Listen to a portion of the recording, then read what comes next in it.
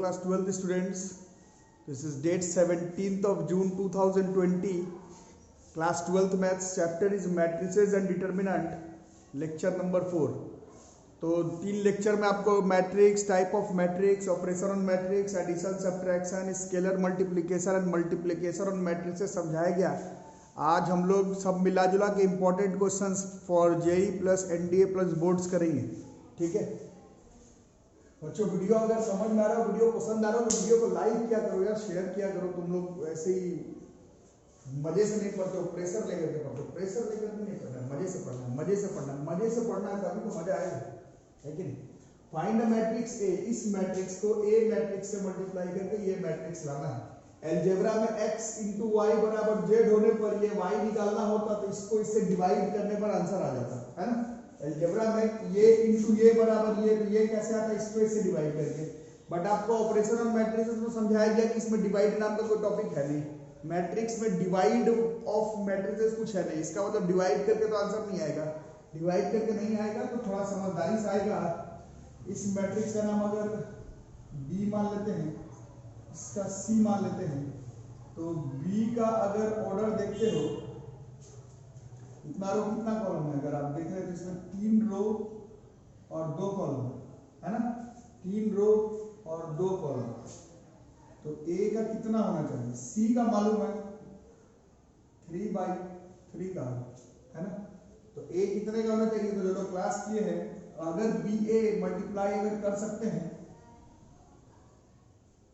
3 रो 2 column, 3 रो और 2 column, तो A का जो ऑर्डर है वो 2/3 होना चाहिए। जो लोग क्लास किए हैं लेक्चर 3 उन लोगों को मालूम होगा ये दोनों बराबर होना चाहिए और तभी C का ऑर्डर 3/3 आएगा। इसका मतलब है हम लोगों को ये मालूम है कि A मैट्रिक्स जो है वो 2/3 का होगा। 2/3 का मतलब क्या हुआ, इसमें 6 एलिमेंट हम लोग को सेट करना है 2/3 का। This is A B C D E F, this is 2 3। इतना तो पहले मालूम होना चाहिए कि A का ये हिसाब किताब होगा, तब जाकर के आगे ये क्वेश्चन स्टार्ट होगा। पहले तो ये मालूम होना चाहिए तब जाकर के ये जो है वो क्वेश्चन स्टार्ट हो। यहाँ तक अगर आ गए तो अब देखते हैं इसमें क्या उपाय लगाया जाए। ठीक है, तो मैट्रिक्स मल्टीप्लाई हमने पढ़ा है, B इंटू A करना है।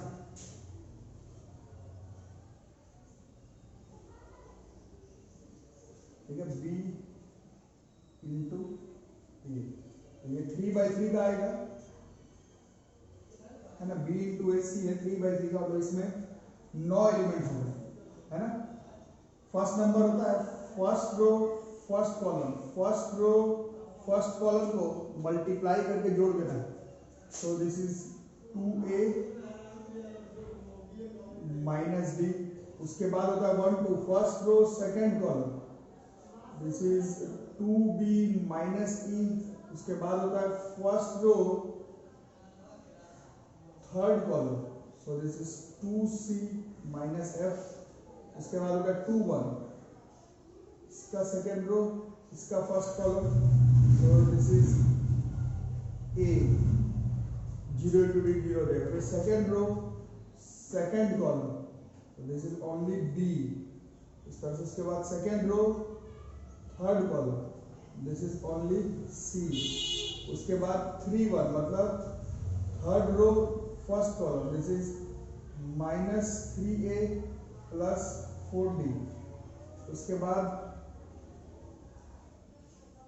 Minus 3B plus 4E। उसके बाद माइनस 3C प्लस 4F, और ये B इंटू A C के बराबर है। तो this is -1 -8 -10 1 -2 -5 9 22 15। So now these are comparable matrices, इसको कंपेयर कर सकते हैं। थोड़ा ध्यान से देखते हैं तो A तो यहीं से आ जा रहा है, तो A की वैल्यू इज 1, B की वैल्यू इज -2, B यहाँ से, C की वैल्यू -5। ठीक है, यहाँ तक आ गए। A B C और D E F अभी निकालना है।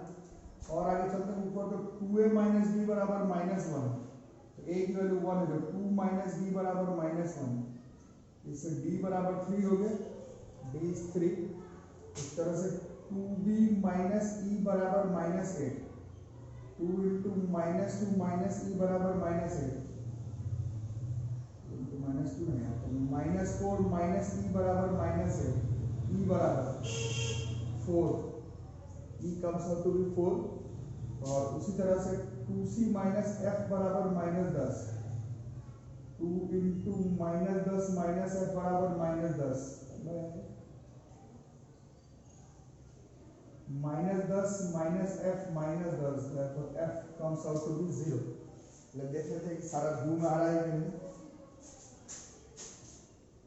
तो आ जा रहा है। इसका मतलब है ए मैट्रिक्स में कौन कौन सा एलिमेंट घुस सकता है। ए मैट्रिक्स में 1 -2 -5 3 4 0 2/3 मैट्रिक्स 1 -2 -5 3 4 0, इस तरह से अप्रोच करना है। डिवाइड पॉसिबल नहीं है, x इंटू वाई बराबर जेड, तो y बराबर आप मैट्रिक्स को डिवाइड नहीं कर सकते। इसी तरह से मैट्रिक्स को आपको अप्रोच करना पड़ेगा। इसको नोट कर लो, it's a very important question. अब इस क्वेश्चन को देखो, AIEEE 2012 में पूछा हुआ क्वेश्चन है। ए मैट्रिक्स है 1 0 0 2 1 0 3 2 1, U1 U2 कॉलम मैट्रिसेस है such that a into U1 बराबर 1 0 0, a इंटू U2 बराबर 0 1 0, देन U1 प्लस U2 का वैल्यू बताना है कितना हुआ, देन U1 प्लस U2 का वैल्यू बताना है कितना हुआ। ठीक है, तो ये 3/3 है और ये है 3 रो 1 कॉलम। ठीक है, तो a अगर 3/3 है और U1 अगर एक यूनिट एक कॉलम मैट्रिसेस है, और AU1 अगर 3/1 है, तो ये कितने का होगा, ये जो है बॉस ये 3/1 का होना चाहिए, है ना। ये 3/1 का होगा, तभी ये दोनों बराबर है ना। तो U1 एक कॉलम मैट्रिक्स है, U1 एक कॉलम मैट्रिक्स है, इसमें 3 रो है और 1 कॉलम है। सिमिलरली U2 का भी वही हिसाब किताब है, ABC, this is D E F, T/1 T/1। अब according to question a into U1 बराबर 1 0 0 आ रहा है, तो 1 0 0 2 1 0 3 2 1 into A B C, this is 1 0 0। ठीक है, थोड़ा व्यू में ले आए, आप लोग भी बनाना शुरू कर दें।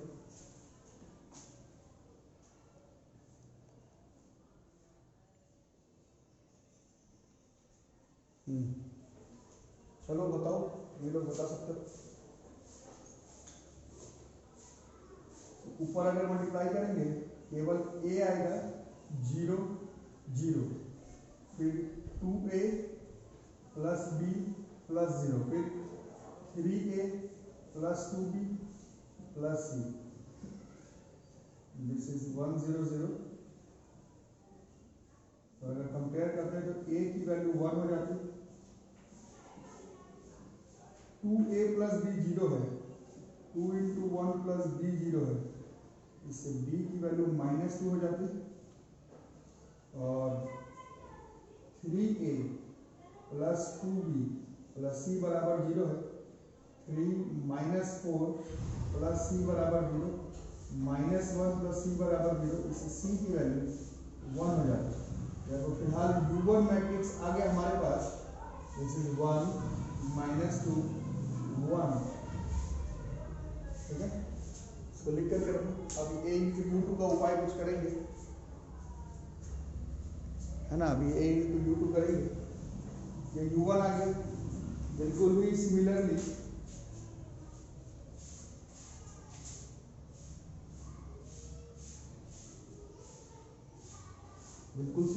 a into u2,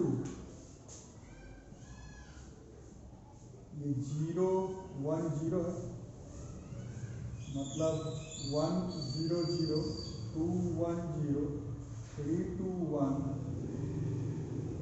into u2 अभी हमने माना था, u2 वाज DEF, थोड़ी देर पहले माने थे, DEF 0 1 0, फिर से मल्टीप्लाई करेंगे तो ऊपर आएगा d, फिर आएगा 2b प्लस e, फिर आएगा 3d plus 2e plus f, this is 0 1 0। By comparing d की value is 0, 2d plus e बराबर 1, 0 प्लस e बराबर 1, therefore e इज 1, और फिर 3d plus 2e plus f बराबर 0, 0 प्लस 2 प्लस f बराबर 0, so f comes out to be -2, therefore इससे हम लोग u2 लिख सकते हैं, दिस इज 0 1 -2, ठीक है। इसे लिख लो। फिर हम लोगों को क्या निकालना था, देखो इसे u आ जाए तो इसमें खत्म कर लिया जाए, आ जाना चाहिए। therefore u1 plus u2, therefore u1 plus u2, दोनों कॉलम मैट्रिक्स है तो हम लोग आराम से जोड़ सकते हैं। 1 plus 0 this is 1, -2 plus 1 this is -1, 1 minus 2 this is -1, this is 1 -1 -1, D option सही है। CIEEE 2012 इस तरह के क्वेश्चन आपसे जेईई के एग्जामिनेशन में या फिर एनडीए के एग्जामिनेशन में या फिर बोर्ड्स के एग्जामिनेशन में इस चैप्टर से पूछे जाएंगे, लिख लो।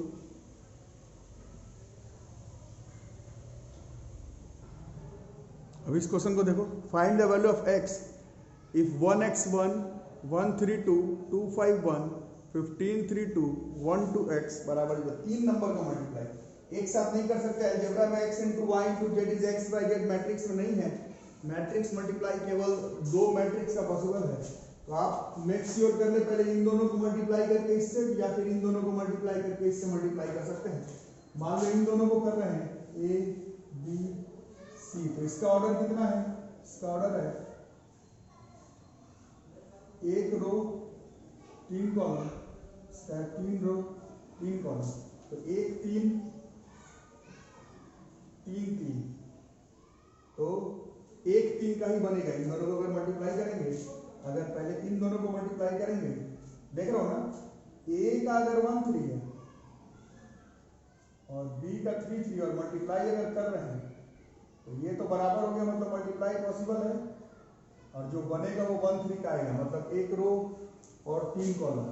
तो इन दोनों को अगर मल्टीप्लाई करते हैं इन दोनों को, तो 1 रो और 3 कॉलम ही आएगा, 1 रो, एक ही रो और 3 कॉलम। तो पहले 1 1 first row first column, first row first column को मल्टीप्लाई करके जोड़ देना है, this is 1 plus 2x plus 15, फिर first row second column, this is 3 plus 5x plus 3, 1 को 3 से 3, x को 5 से, और फिर first row third column,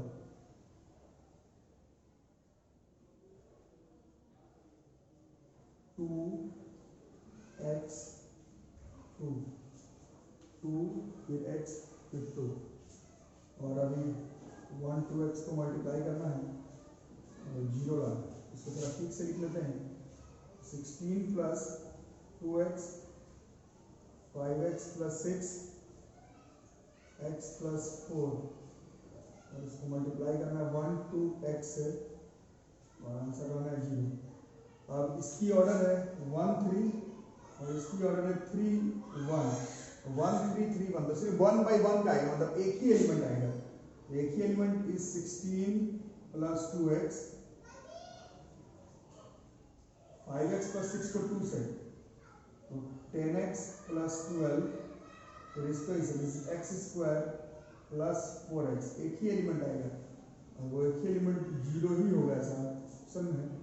so this is x square plus 4 14 16x, 4 14 16x, 16 बारह 28 प्लस 28 बराबर 0। Therefore x square plus 14x plus 2x plus 18 बराबर 0, x common, x plus 14 plus 2 common, x plus 14, therefore x बराबर -2 और x बराबर -14।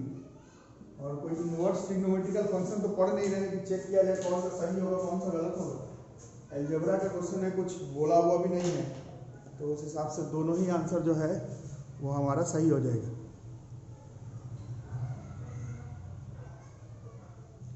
करके रख लो।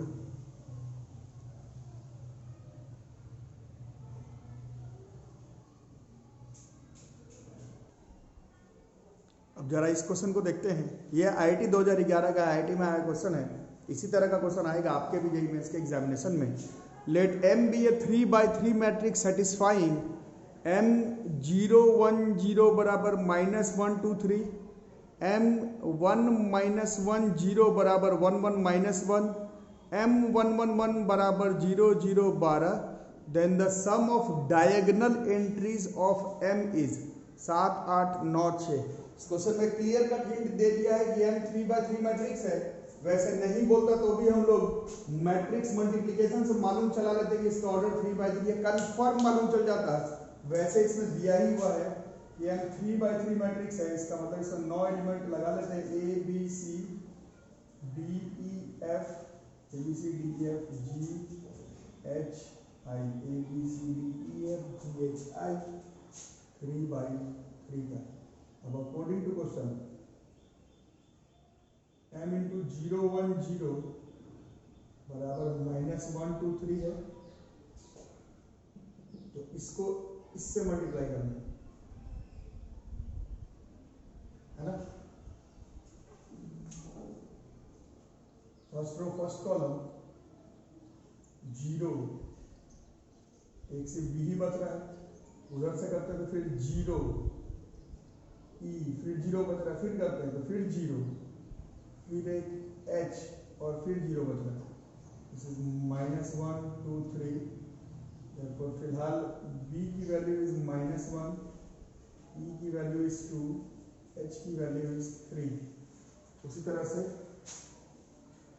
M into यहाँ पर करते हैं M इंटू 1 -1 0 1 1 -1। अब M के साथ फिर से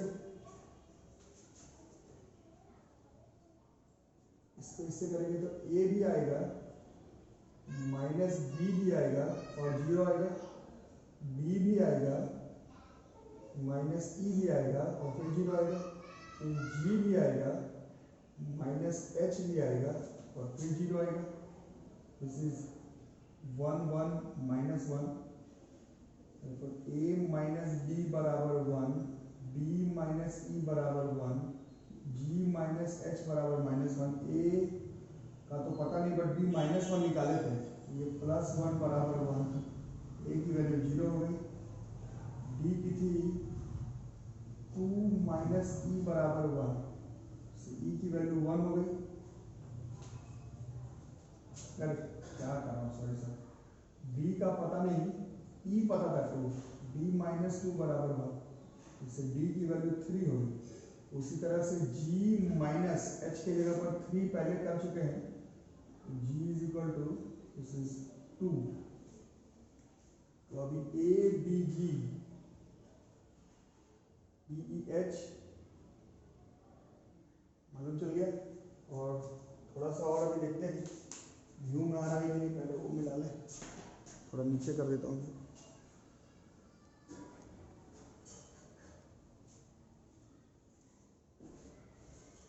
अभी एक और चीज दिया हुआ m into 111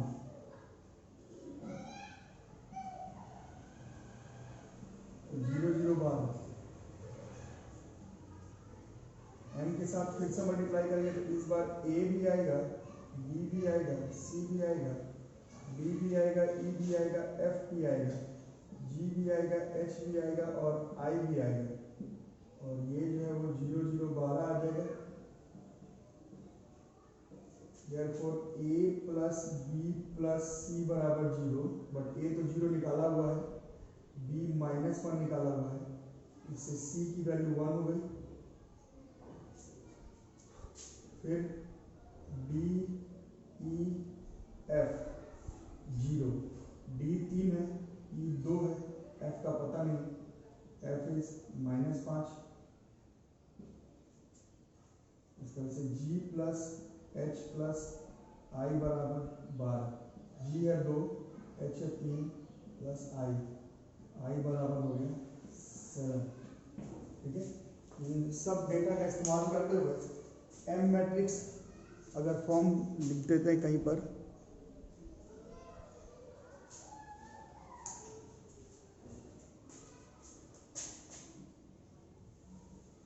M matrix is A 0,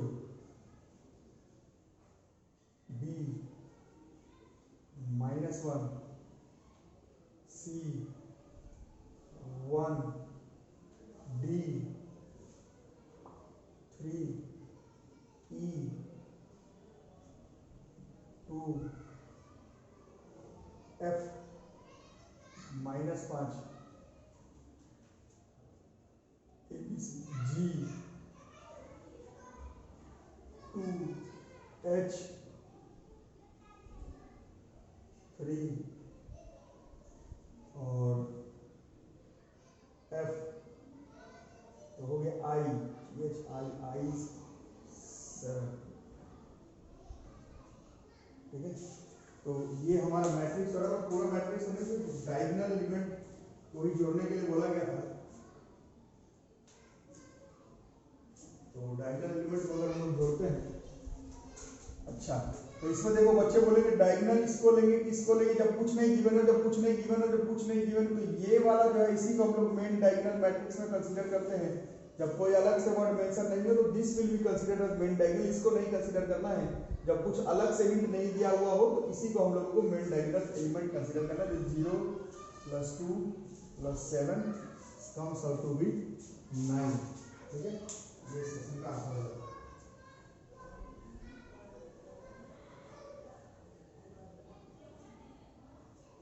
-1 2 3 0 3 2 0 3 2 और 1 -1 7।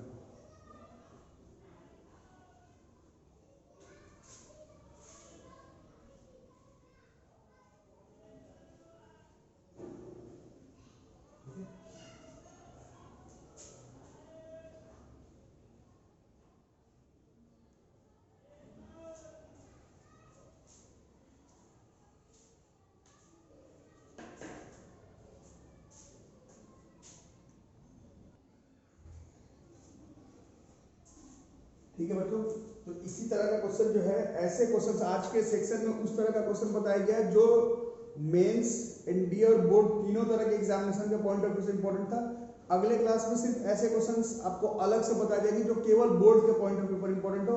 आपको इस तरह से नहीं पढ़ना है केवल बोर्ड, केवल ये जो भी क्लास में बताया जा रहा है सारा क्वेश्चन, सारे वीडियो को आप लोग देखते रहे, नोट करते रहे। चैनल को सब्सक्राइब करके रखो, नोटिफिकेशन बेल आइकन दबा करके रखो, दोस्तों को शेयर कर दो, वीडियो को लाइक करके रखो। और आप लोग देख ही रहे कि केस लगातार बढ़ते रह रहा है। मैं कल भी बताया था, पेपर में आप लोग पढ़े थे, पहले हम लोग सोच रहे थे कि जल्दी से जल्दी ऑफलाइन मोड पर क्लास खुल जाएगा, बट जिस तरह से केस बढ़ रहा है, पेंडेमिक हमारे देश में बढ़ते जा रहा है, काफी रिस्क फैक्टर इन्वॉल्व होगा ऑफलाइन क्लासेस में। तो अगर ऑनलाइन ही पसंद आ रहा है, अगर लग रहा है कि सब बात ऑनलाइन में बन जाएगी, तो उतना रिस्क उठा के फायदा नहीं है। आराम से ऑनलाइन क्लास करेंगे, चैनल को आप सब्सक्राइब करके जरूर रखें। ठीक है, थैंक यू।